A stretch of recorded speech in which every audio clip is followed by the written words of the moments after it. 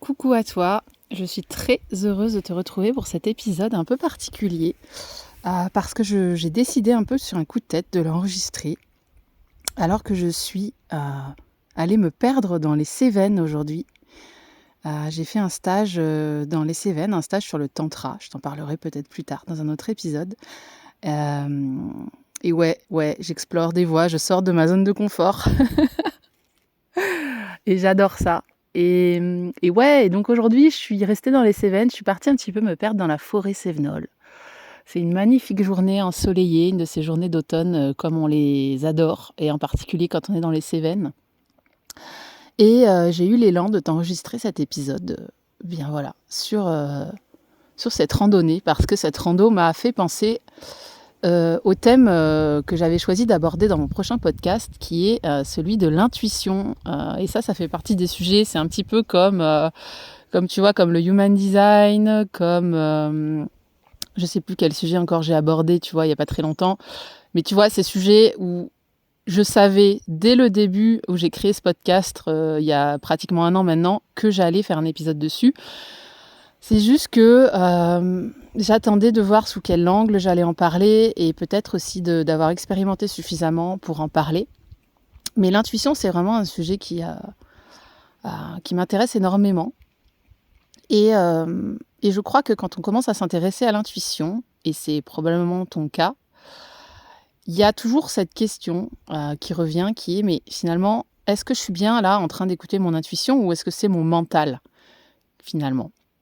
Pourquoi ? Parce que l'intuition, tu as dû t'en rendre compte si tu t'es intéressé un peu au sujet et que tu expérimentes par toi-même de suivre ton intuition, entre guillemets. Finalement, l'intuition, c'est une sorte de voix intérieure, mais finalement, ce sont des pensées. Quand on y réfléchit, c'est une voix que tu entends dans ta tête, et ça n'a rien d'anormal, en fait. C'est pas genre j'entends des voix, je suis folle, tu vois.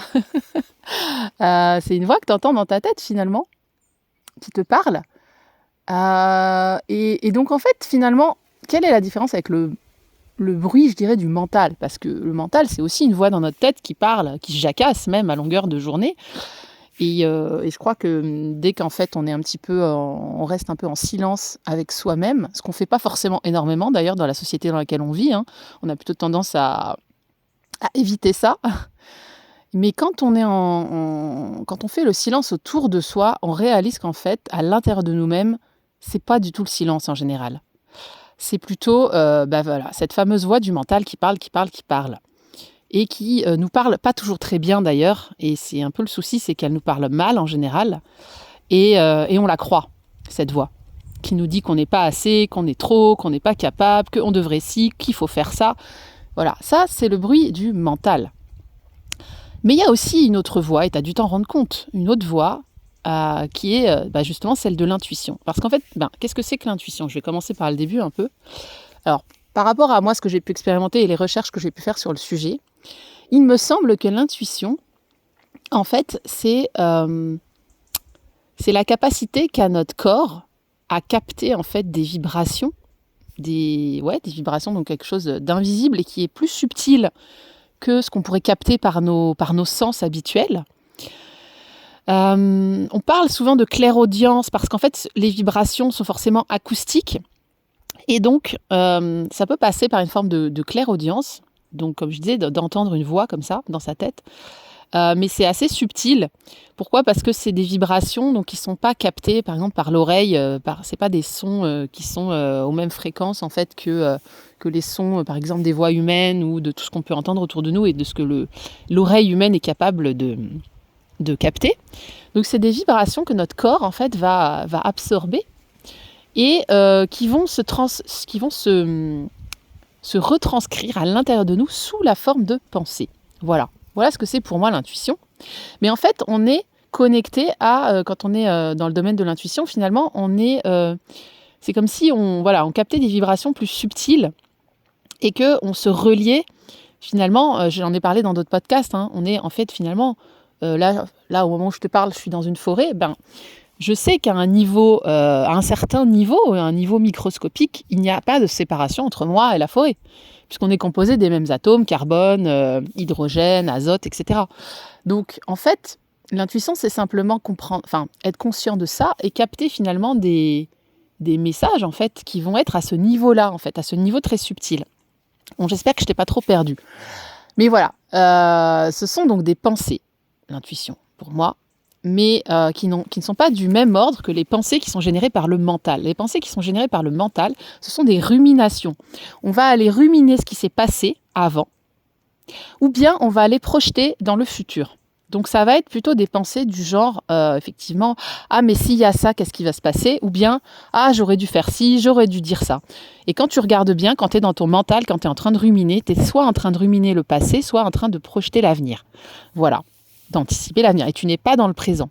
Là où l'intuition, on va plutôt être dans des pensées du genre, ah tiens, et si tu prenais cette voie-là? Et si tu faisais ça?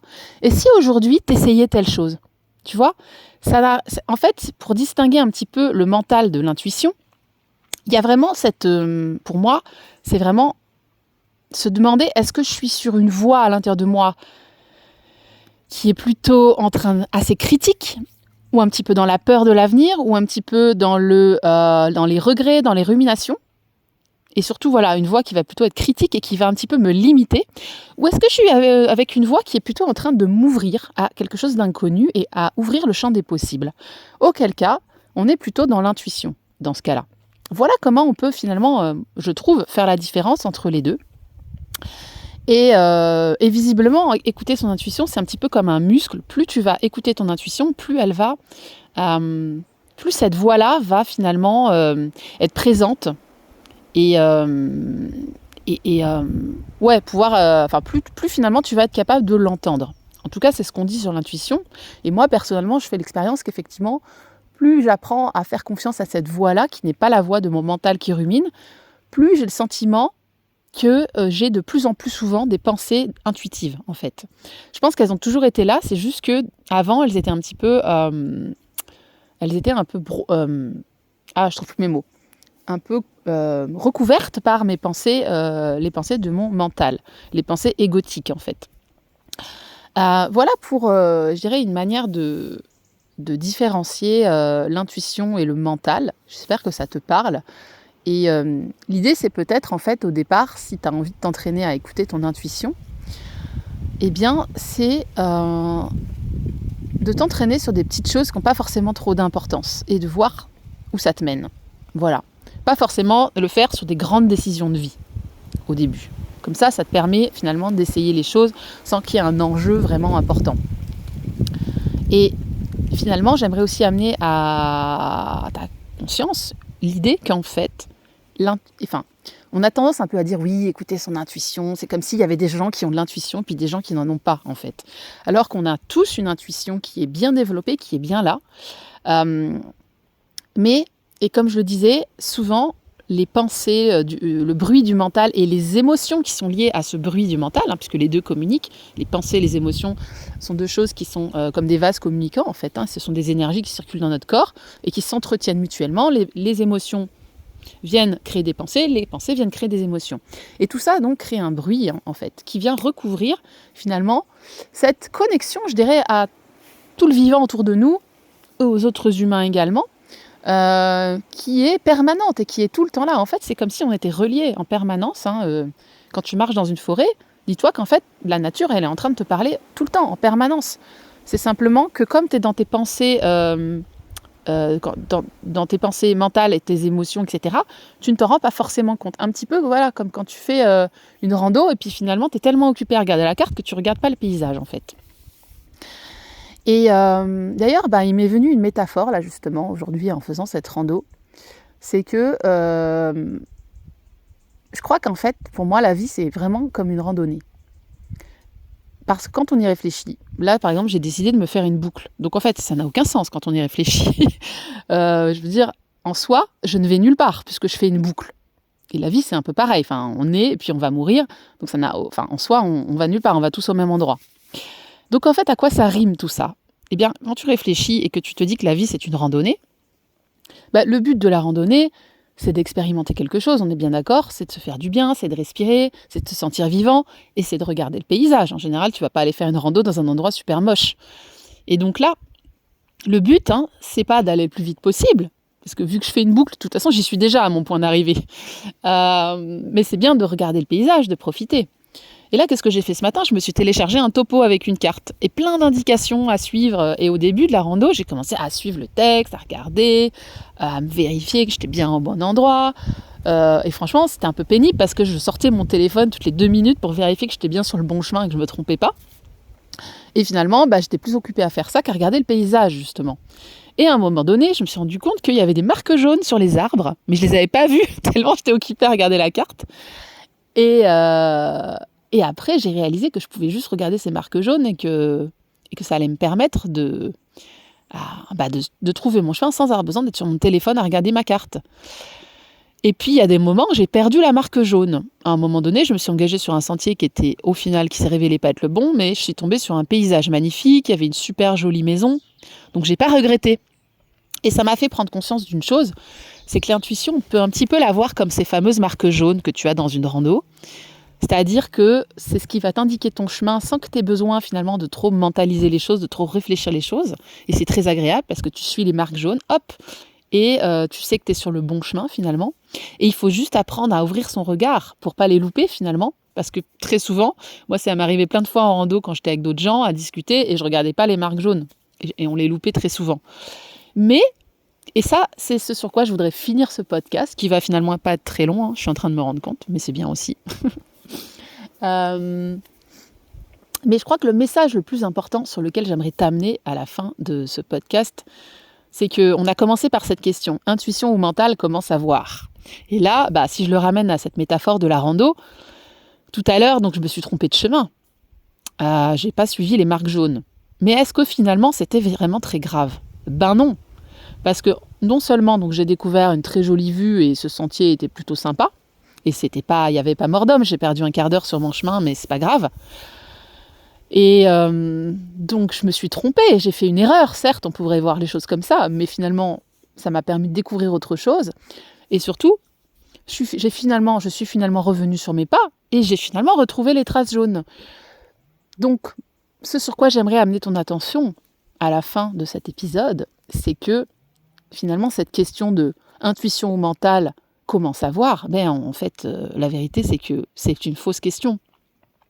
En fait, je crois qu'on ne peut jamais vraiment savoir si on est en train de suivre son intuition ou pas. Enfin, on peut dans 80% des cas, mais parfois, on ne sait pas, en fait. Parfois, c'est très compliqué de distinguer entre la voix de l'intuition et la voix du mental. C'est ça le problème, en fait. Et il y aura plein de fois où dans ta vie, tu ne vas pas savoir, en fait. Et je crois qu'en fait, le plus important, c'est de prendre un chemin, d'expérimenter un chemin, d'apprendre ce que tu as à apprendre sur ce sentier-là, quel que soit si c'était la marque jaune ou pas, de rester à l'écoute des signaux, des choses qui vont se présenter. Et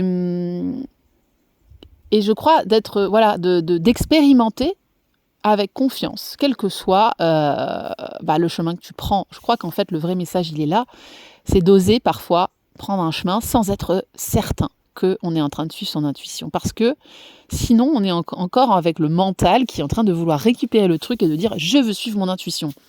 Et on retombe dans les mêmes travers de « je veux contrôler les choses ». Là où en fait, suivre son intuition, c'est aussi se laisser porter et avoir confiance. Donc en fait, je dirais que si par moment tu hésites et tu te dis « est-ce que je suis bien en train de suivre mon intuition ?»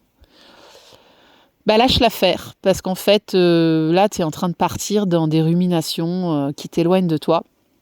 Et essaye quelque chose. Et puis tu verras bien, en chemin, comment tu te sens. Ouvre les yeux, regarde, ressens, reste attentive à ce qui se passe. Et tu verras bien si tu t'es trompé, entre guillemets, ou pas. Et il sera toujours temps de faire marche arrière et de retrouver les traces jaunes, quoi. Donc, moi, j'aimerais finalement qu'on s'enlève un petit peu de pression par rapport à ça et accepter peut-être que parfois, oui, on ne sait pas, en fait, avant d'avoir expérimenté quelque chose, si c'était notre ego, finalement, les pensées liées au mental, ou si c'était véritablement l'intuition, la vie qui nous parlait, etc. Je crois que c'est une forme d'humilité, quelque part, de revenir à ça et ça nous évite de tomber dans une sorte d'ego spirituel qui voudrait qu'on soit toujours en train de suivre notre intuition et d'en faire quelque chose, qui devient, ouais, presque une obligation et un «il faut» de plus. Voilà, j'espère que c'est clair ce que je raconte. Donc en conclusion, voilà, moi je t'ai donné quelques pistes sur comment sentir si c'est plutôt ton intuition ou si c'est plutôt ton mental, hein. Comme je te l'ai dit, hein, il y a quand même un moyen de distinguer. Ce sont des pensées dans tous les cas, c'est-à-dire des voix dans ta tête, mais elles vont pas avoir la même manière de te parler. Voilà.